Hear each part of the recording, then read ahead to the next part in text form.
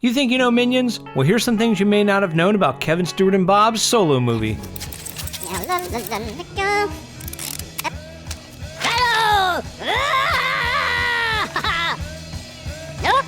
The Minions first graced the silver screen in Despicable Me. The directors added the creatures into the script in order to make Gru more likable.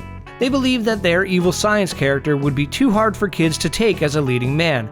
However, that changed instantly when Gru was surrounded by childish, incompetent minions. Oh, I hate that guy. Minion creators Pierre Coffin and Chris Renaud originally drew the minions as big, ugly, orc-like brutes. As time went on, their drawings became smaller and smaller until they reached the iconic appearance we see now in the movies. It would have been strange to see a World of Warcraft orc searching for an evil master.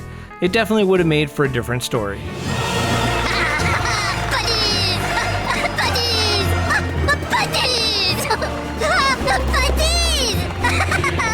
The Minions speak their own language called Minionese. According to Chris Melanandri, it's a combination of Spanish, German, French, Italian, Portuguese, Indonesian, Hebrew, Malay, and most importantly, gibberish. Only one person has ever been fluent in Minionese. That person is director Pierre Coffin, who voices all 899 minions in the film.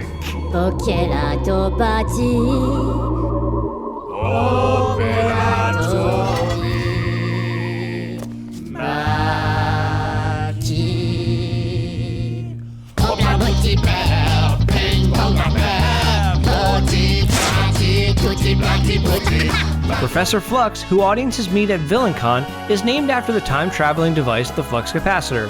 The scientist debuts his new invention at the festival, a time machine, in which he uses to venture into the future to collect versions of himself to use as assistants.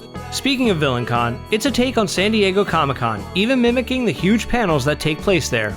Scarlet Overkill's presentation takes place in Hall H, which is the hall at Comic-Con where the largest panels happen. Scarlet Overkill, the world's first female supervillain. Appearing right now in Hall H. The three leading minions share familiar personality traits to past Illumination Entertainment characters. Stuart, Kevin, and Bob were created in the likeness of Gru's daughters, Margot, Agnes, and Edith. And all three are just searching for a family. The carpet in Herb Overkill's lab is the same pattern from the Overlook Hotel in The Shining. At the end of the film, Stuart gets a guitar and begins to play Eruption by Van Halen. Given that this film takes place in 1968 and Eruption by Van Halen wasn't released until 1978, does that mean that Stuart wrote Eruption by Van Halen?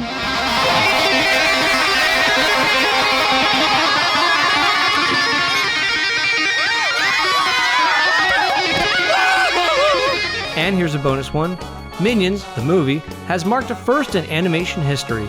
This is the first non-Disney or Pixar animated film to reach $1 billion worldwide at the box office. Monetarily, their billion-dollar milestone isn't Illumination's only success. The Despicable Me movies have grossed over $2.5 billion worldwide and gave us one of the best toys ever, the Fart Blaster.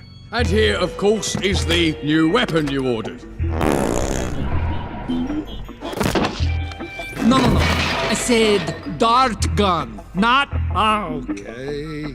Oh, yes, because I was wondering, under what circumstances would we use this? But anyway, That's it for this episode of You Think You Know Movies. Make sure to subscribe, like us on Facebook, follow us on Twitter, and get the latest movie and TV news on ScreenCrush.com.